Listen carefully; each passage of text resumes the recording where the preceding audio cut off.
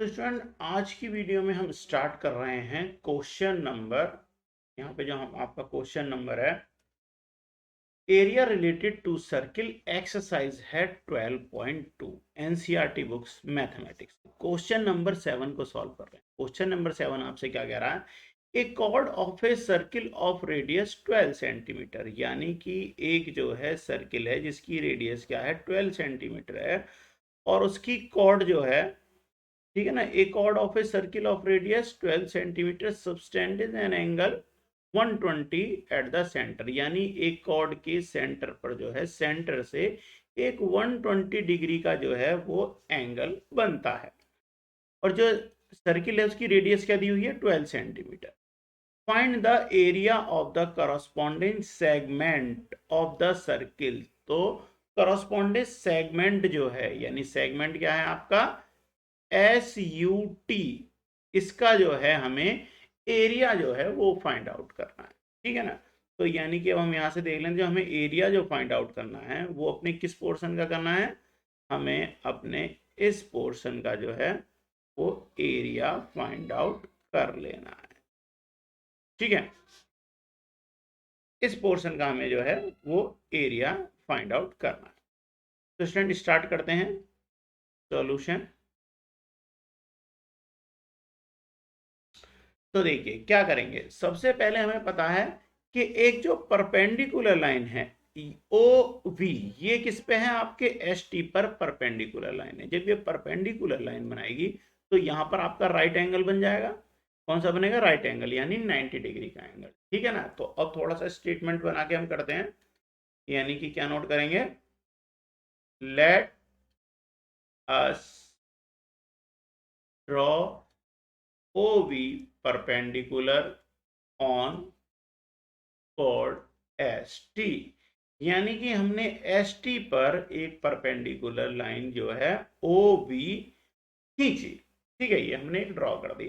तो अब जो है आपकी एस टी जो है वो दो पार्टों में डिवाइड हो गई, यानी S U S V plus we T. अब ये परपेंडिकुलर है तो यानी दोनों ये पार्ट जो है ये इक्वल होंगे। इट मींस आपका क्या हो जाएगा, S V equal to V T. तो यहां से हम क्या कह सकते हैं, एस वी इजकल टू क्या हो गया, वी टी, दोनों क्या हैं, इक्वल हैं। तो अब in triangle O V S, यानी ओ वी एस, इस ट्राइंगल से जो इस ट्राइंगल के लिए होगा वही आपका क्या बनेगा, ओ वी टी के लिए भी इक्वल होगा, ठीक है। तो यहां से क्या करते हैं, देखिए ओ वी जो है और ओ एस, तो ओ वी जो है, अगर मैं इस डायग्राम को थोड़ा सा टिल्ट करके आपके लिए एक नया डायग्राम आपको समझाने के लिए ड्रॉ कर देता हूं। तो इसमें ये क्या हो गई आपकी V और ये हो गई O और ये हो गई S। मैंने बस ये जो आपका डायग्राम है इसे थोड़ा मूव करके इस टाइप से बना दिया है। 90 डिग्री का एंगल हो गया आपका ये, और ये O जो है ये 60 डिग्री का एंगल हो गया। तो अब देखिए O और S आपको कितनी दी हुई है, 12 सेंटीमीटर, तो ये 12 सेंटीमीटर हो जाएगी। तो अब इसके अकॉर्डिंग अब अगर मुझे यहां से साइड निकालनी है OV, क्योंकि हमें OV नहीं पता, तो OV को निकालने के लिए क्या करेंगे, अब आप देखिए 90 डिग्री का एंगल है, तो यहां से अब हम देखें OV, यानी कि हमें जो लेना है, अगर मैं यहां से देखूं LAL अपॉन के ए, यानी आधार बटे कर्ण, तो इसका कर्ण क्या हो गया OS और आधार क्या हो गया OB। बेस कितना हो गया OB और OS क्या है, हाइपोटेनियस है। तो दोनों साइड हमें पता है, तो यहां से अगर मैं इसे थीटा की वैल्यू हमें पता है, अगर मैं थीटा की वैल्यू पुट कर दूंगा तो OB की वैल्यू आ जाएगी। वो कैसे आएगी, कैसे, कॉस थीटा इजकल टू क्या हो जाएगा OB अपॉन OS, और यहाँ पर थीटा की वैल्यू क्या है, थीटा की वैल्यू है आपकी कॉस, यानी 60 डिग्री इजकल टू क्या मिल जाएगा हमें, OB upon SO। Cos theta यानी कॉस 60 की वैल्यू क्या होगी, यहाँ से कॉस 60 की वैल्यू होती है 1/2, तो हम कर देते हैं 1/2 equal to OB upon OS की वैल्यू क्या है 12।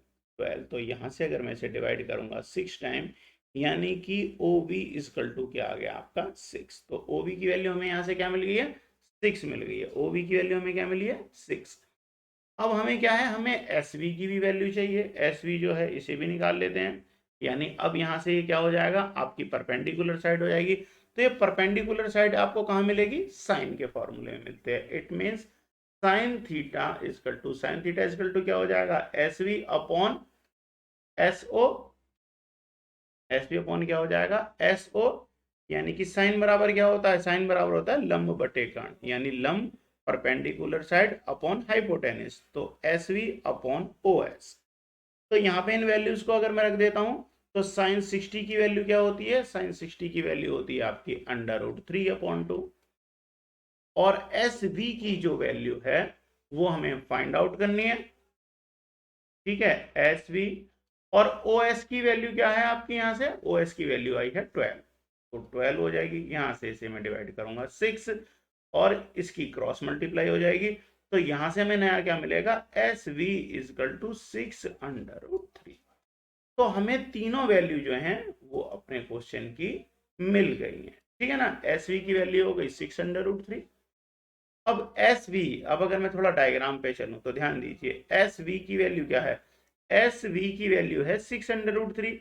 तो यहां पर वी आई जो है आपकी, या वी टी जो थी, ये भी वैल्यू क्या थी आपकी, एस वी के बराबर थी। तो यानी यहां पर अगर मैं 2 की मल्टीप्लाई कर दूं तो एस टी की वैल्यू निकल जाएगी। तो एस टी इजकल टू क्या हो जाएगी, 2 × एस वी। यानी कि 2 × एस वी की वैल्यू क्या है, 6√3, यानी कि 12√3। अब √3 की अगर मैं यहाँ पर वैल्यू पुट कर दूंगा तो 12 × 1.732 या 3। यहाँ पर अगर हम इसकी मल्टीप्लाई कर देंगे, या आप चाहो तो इसे ऐसे ही छोड़ सकते हैं अभी। ठीक है ना, अभी हम इसे ऐसे ही छोड़ देते हैं, आगे क्वेश्चन में जरूरत पड़ेगी तो पुट कर लेंगे। ठीक है, अब आगे चलें थोड़ा सा। तो अब हमें अपनी ये वैल्यू निकल गई है, तो अब हमें क्या निकालना है, सबसे पहले क्या करेंगे, हम अपने एरिया जो फाइंड आउट करेंगे इस ट्राइंगल का, ये जो बन रहा है इसका ओ एस टी जो है, इसका ट्राइंगल का एरिया फाइंड आउट करेंगे। तो निकालता हूं area. Area of triangle O S T बराबर क्या होगा, 1/2 इंटू बेस इंटू क्या हो जाएगी, परपेंडिकुलर साइड या हाइट, इंटू हाइट। तो देखिए 1/2 इंटू बेस की वैल्यू क्या है आपकी, 12√3, इंटू हाइट की वैल्यू क्या हो जाएगी 6, जो कि हमने भी निकाली थी। ओ वी क्या है आपकी 6 है। तो देखिए इससे अगर मैं डिवाइड करूं, 6 टाइम्स 6 की √3 में मल्टीप्लाई हो जाएगी, यानी 6 × 6 इक्वल टू 36√3। तो हमें यहां से क्या मिलेगा, 36√3। अब 36 में √3 की वैल्यू 1.73 की अगर मैं मल्टीप्लाई करता हूं, तो ये कितना हो जाएगा, 62.28 सेंटीमीटर स्क्वायर। ठीक है, तो area of O S T, जो आपका ट्राइंगल जो आपका बना था, उसकी जो वैल्यू आई है क्या, आगे 62.28, यानी कि ये जो आपका एरिया जो फाइंड आउट हुआ है वो कितना आ गया है, 62.28 सेंटीमीटर।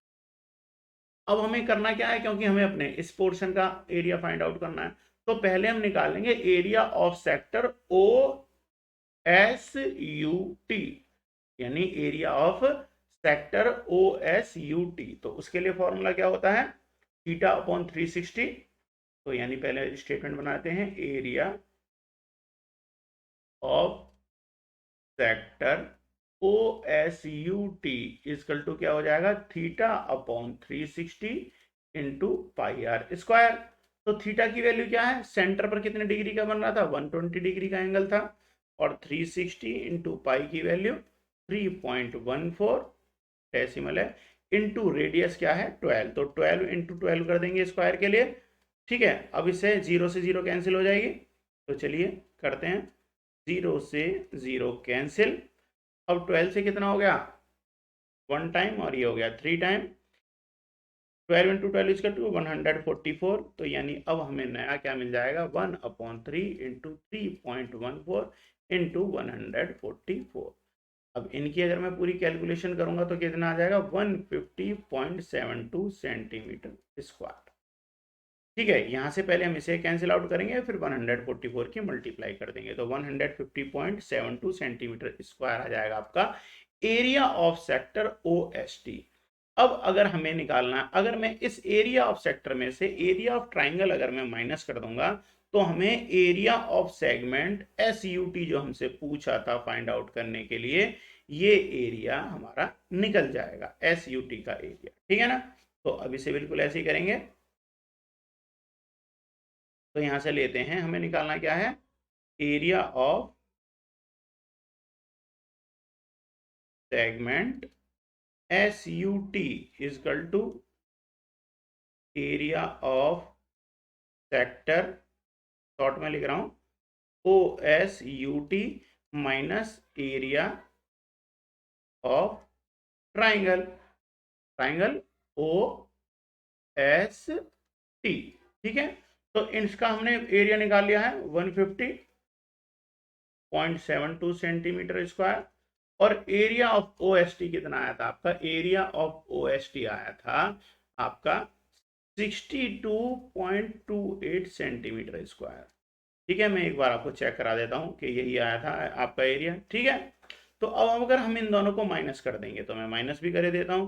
तो माइनस करने से आपका आंसर क्या आ गया है, 150.72 माइनस 62.28 अगर हम माइनस करेंगे तो आपका आंसर आ जाएगा 88.44 सेंटीमीटर स्क्वायर, जो कि हमें हमसे आंसर पूछा गया था आपके क्वेश्चन का। ठीक है।